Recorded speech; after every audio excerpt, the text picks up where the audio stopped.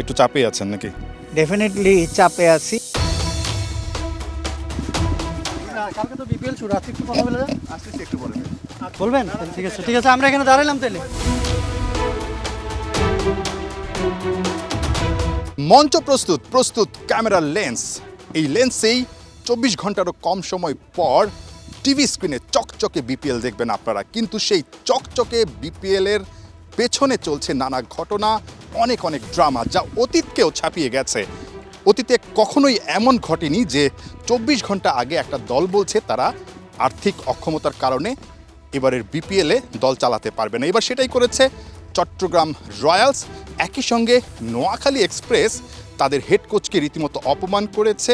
খালেদ মাহমুদ সুজন এবং তালহা জুবাইর, এই দুই কোচ বল দিতে না পারার কারণে বা তাদের সঙ্গে অপমানজনক ব্যবহার করার কারণে মাঠ ছেড়ে চলে গেছে। এত যাচাই বাছাই করে দল দেওয়ার পরও কেন এই অবস্থা? বিসিবির কাছে কি আছে কোনো জবাব? একটু চাপে আছেন নাকি?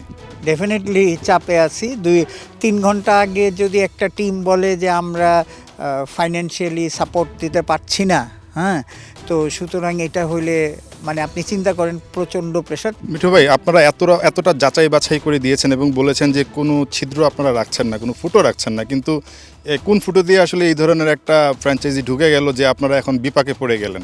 সেটাই তো, যে কতটা দেখেন, আমরা তো অ্যাকচুয়ালি এই টিম যখন নেওয়ার সময় আমরা কিন্তু ফাইন্যান্সিয়াল অডিটর দিয়ে ওদের অডিট রিপোর্ট ব্যাংক ট্যাঙ্ক চেক করে তারপরে আবার আপনার আমাদের সিআইডি দিয়েও অন্যান্য চেক করিয়ে আমার সবাই ব্যর্থ মনে হয়।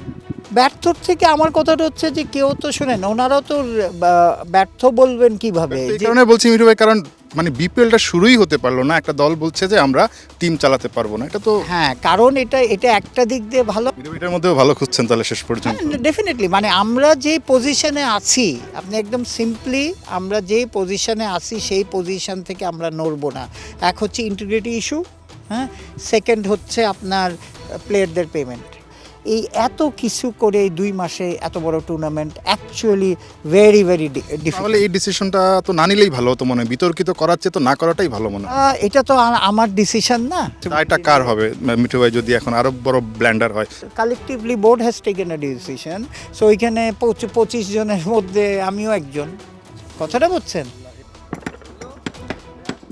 বিপিএল এর উদ্বোধনী অনুষ্ঠানের মঞ্চকে মজবুত করে প্রস্তুত করা হচ্ছে, কিন্তু বিপিএল এর খেলার মাঠের যেই আসল মঞ্চটা সেটাই বিপিএল এর আগে ভাগে রীতিমতো নড়বড়ে হয়ে গেছে। যে লাইটগুলো দেখছেন সেই লাইটগুলো হয়তো বা অনেক আলো ছড়াবে, রঙিন ঝলকানি দিবে, কিন্তু বিপিএলটা ঠিক 24 ঘন্টা আগে দুইটা ঘটনায় যেভাবে কলঙ্কিত হয়েছে তাতে করে বিসিবিও এখন শঙ্কিত কিভাবে আসলে বিপিএলটা শেষ পর্যন্ত টেনে নিয়ে যাবে।